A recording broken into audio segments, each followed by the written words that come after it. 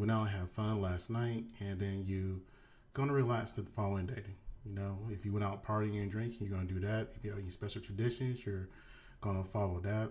Any particular meals, things of that nature.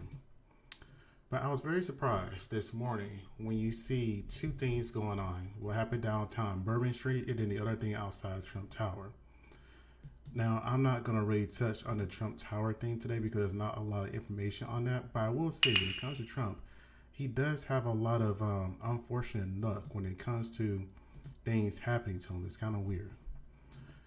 But let's start with the FBI statement. Let me go ahead and take myself off right quick.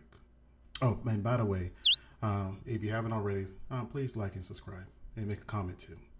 Okay, so this is pulled from the FBI website. I pulled it about a couple hours ago.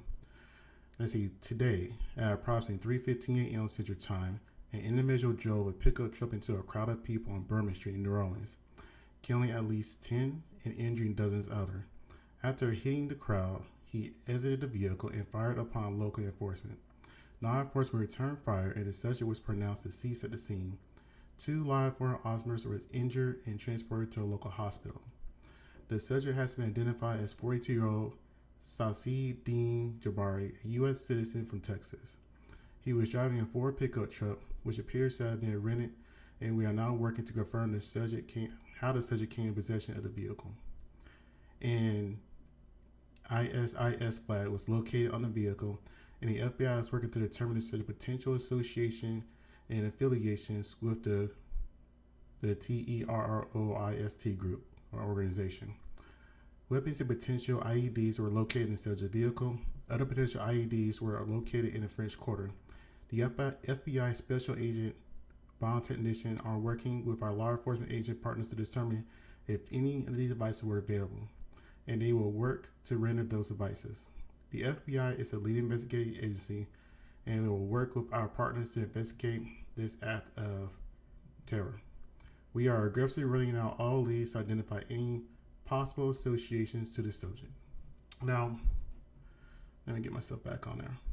Now, with that being said, that is surprising because initially they didn't want to call it that kind of attack. Initially, they wanted to say that they didn't know what happened. They thought it was just a random road person. However, when it comes to Luigi, they automatically call him a ist terror right away.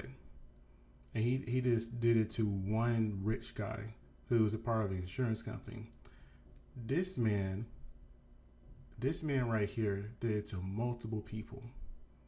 Multiple lives were lost and injured, and you never know the extent of the injuries because you could be at the scene injured and then have life-changing, altering, or even pass on later on.